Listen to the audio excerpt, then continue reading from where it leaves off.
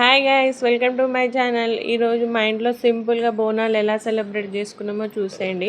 బోనాలు అంటే పెద్దగా ఏం చేసుకోము, నార్మల్గా ఇంట్లో పూజ చేసుకొని గుడికి వెళ్ళేసి వస్తాం అంతే. మన తెలంగాణలో మెయిన్గా సెలబ్రేట్ చేసుకునే ఫెస్టివల్స్ ఏమన్నా ఉన్నాయా అంటే బతుకమ్మ, బోనాలు. ఇవి రెండు మాత్రం ఫుల్ జోరుదారుగా అందరు సెలబ్రేట్ చేసుకుంటారు. ఇంట్లో పూజ చేసుకొని టెంపుల్కి అయితే మేము అందరం వెళ్తున్నాము. చూడండి, మా వాదు పాప అమ్మ ఈరోజు స్పెషల్ ఏంటి స్పెషల్ అంటే ఒకటే రిపీటెడ్ క్వశ్చన్ అడుగుతుంది నన్ను. బయట అందరూ రెడీ అయ్యి బోనాలు ఎత్తుకొని వస్తుంటే వాళ్ళని చూసి అడుగుతుంది ఏంటమ్మా ఈరోజు స్పెషల్ అని. లాస్ట్కి బోనాలు అని చెప్పాను.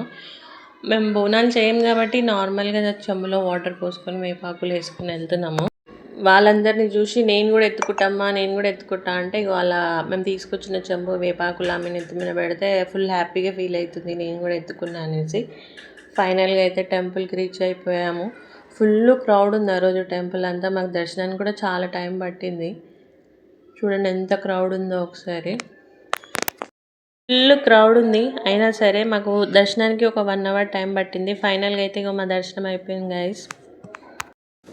మెయిన్గా ఏంటంటే బోనాలు తీసుకొని వస్తున్న వాళ్ళకి సైడ్ ఇవ్వాలి, ఇస్తే వాళ్ళు జల్దీ వాళ్ళ పూజ అది కంప్లీట్ చేసుకుంటారు.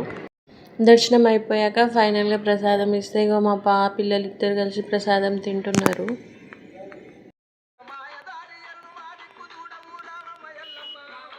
దర్శనం చేసుకున్నాక కొద్దిసేపు టెంపుల్లో ఉండి ఫైనల్గా అయితే ఇంటికి వచ్చేసాము. ఇంటికి వచ్చాక తెలిసిందే కదా కుకింగ్ చేయాలి. కుకింగ్ అంతా అయిపోయింది మాది. ఈరోజు మా బోనాలు స్పెషల్ ఏంటంటే బగారా రైస్, పూరి ఇంకా నాటుకోడి కర్రీ. మీకైతే ఈ వీడియో నచ్చితే ఒక చిన్న లైక్ ఇచ్చుకోండి అబ్బా.